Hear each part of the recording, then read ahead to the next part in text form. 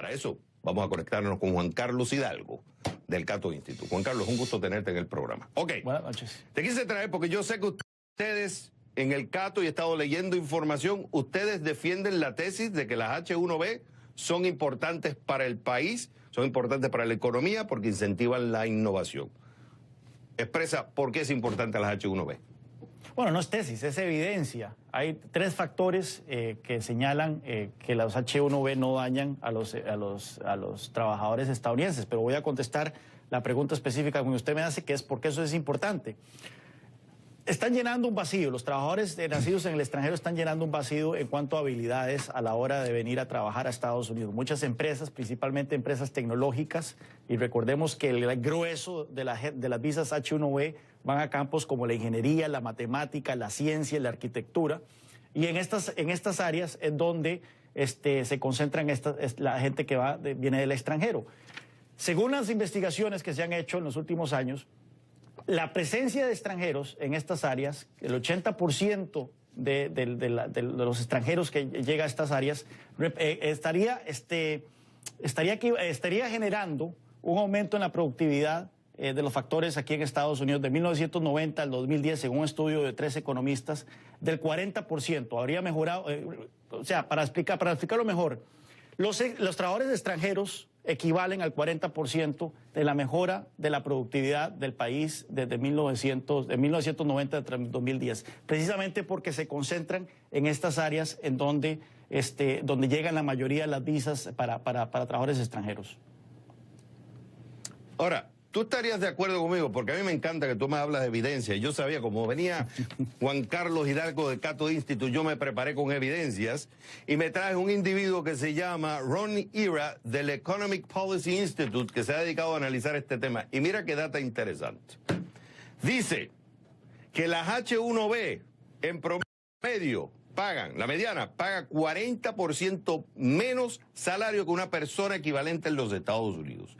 Lo cual a las empresas, específicamente aquellas que están en Silicon Valley, le conviene porque pagan menos salario cuando tienes una persona que deberías pagarle acá en los Estados Unidos. Ahora tú dices, bueno, pero eso es competencia, es abrir el mercado. Si tú tienes el mismo talento allá que lo tienes acá y te puede salir 40% menos, ¿por qué no contratarlo de afuera? Pero aquí viene otra estadística interesante.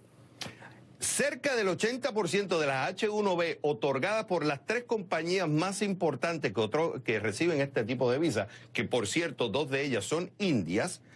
¿Sabes que el 80% de esas 3 compañías, que estamos hablando de miles de visas, realmente no tienen más que un bachelor's degree? No son gente que tienen PhD, no son gente que tienen maestría, son gente que tienen bachelor. Entonces, cuando vas viendo parte del argumento de que las H1B en realidad está beneficiando a la economía, a las empresas, lo que está haciendo es un subsidio a las empresas, buscando mano de obra más barata afuera cuando la podría tener acá. Y un tipo libertario como usted no debería estar defendiendo a que esas empresas reciban esos subsidios cuando pueden contratar la misma mano de obra acá en los Estados Unidos. Bueno, primero que todo, si uno analiza los trabajadores calificados, la mano de obra calificada en Estados Unidos, entre trabajadores extranjeros y entre trabajadores nacidos en Estados Unidos, verá que los trabajadores extranjeros tienen un ingreso, un salario 4% mayor que los trabajadores nacidos en Estados Unidos. Es decir, la mano de obra extranjera en Estados Unidos es más caro. Si a esto se le suman los costos del procesamiento de estas visas, recordemos que procesar estas visas no es barato, y lo dice alguien que ha tenido que pasar por ese proceso. Hay que pagar abogados, hay que tiempos de espera y demás. Los costos para la empresa entonces todavía son mayores que simplemente el salario que pagan a los trabajadores. Entonces ese subsidio ciertamente no existe. Pero vea qué interesante otra evidencia aquí de un colega mío. Del 2003 al 2013, los campos en donde hay la alta concentración de las visas H1B, que son ingeniería, arquitectura, computación y matemática, experimentaron un aumento en los salarios reales de 2003 al 2013 del 5% anual. En esas áreas, en esos donde hay una alta concentración, donde se concentra el 60-80% de las visas H1B, mientras que todas las otras ocupaciones donde no hay visas H1B, más bien experimentaron una caída del 2% en sus salarios medios en términos reales. Esto quiere decir que entonces las H1B no están deprimiendo los salarios en las áreas en donde se están otorgando estas visas. Más bien vemos que aquellas donde no hay más competencia por parte de foráneos es donde están cayendo los salarios. Ahora, fíjate que otra estadística importante, el 70% de las visas que se entregan, ¿a quién se le entrega en un solo país? India.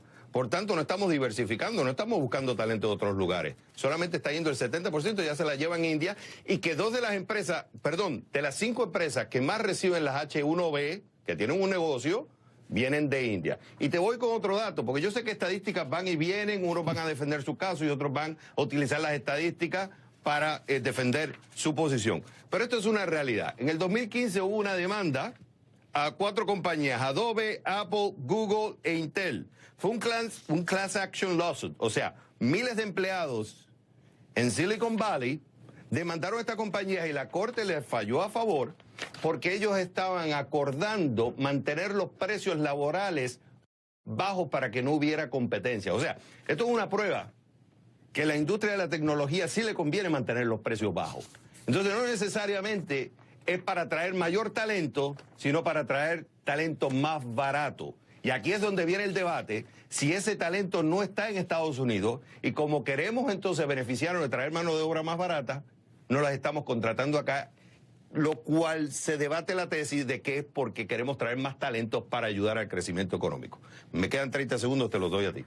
Bueno, recordemos que la tasa de desempleo de los profesionales en Estados Unidos es únicamente el del 2%. Ha caído del 4,5% al 2% desde 2010 al 2017, en tiempos en que el aumento de las visas H1B han aumentado en un 53%. Entonces, ciertamente no está afectando a los trabajadores estadounidenses. Solo recordemos que los inmigrantes tienen 2 veces más probabilidad de empezar un negocio en Estados Unidos que los ciudadanos de Estados Unidos. Son los creadores del 44% de todas las empresas de Silicon Valley. Así que los inmigrantes están aportando muchísimo a este país. Y el 95% de la gente que se encuentra en este país como... Me están matando con eso. Sí. Ese argumento no es bueno, porque no es el tema de que los inmigrantes no sean importantes en el país. Ahí caemos en política, en politiquería. No ese es el tema. El punto es que se traen las H1B porque dicen que trayendo talentos de afuera que no hay en el país ayudan. Ese es el debate. No importa de dónde vengan, porque esto no es esto no es una cuestión de que no se quieren los inmigrantes. El argumento es vamos a traer gente de afuera porque el talento no está acá.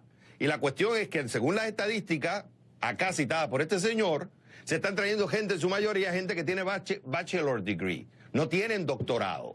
Entonces, esa misma gente tú la puedes conseguir acá y se le está pagando a esa gente mucho menor de lo que tendría que pagar acá. Ese es el debate. El 95% de la gente que se encuentra aquí con residencia pasó por la visa H1B. Entonces hay que ver también el proceso en el largo plazo.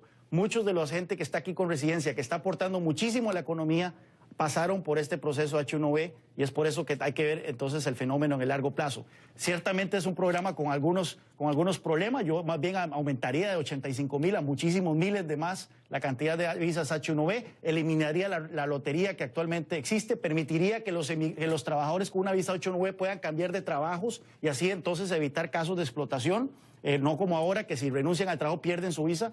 Pero en fin, el programa por lo menos ha cumplido su objetivo de traer gente de otras latitudes que vienen a llenar una demanda que existe actualmente en Estados Unidos. Me encanta haberte traído en el programa. Esto es un debate interesante, es importante y se tiene que seguir discutiendo. Juan Carlos Hidalgo del Cato Institute, como siempre es un placer tenerte en el programa.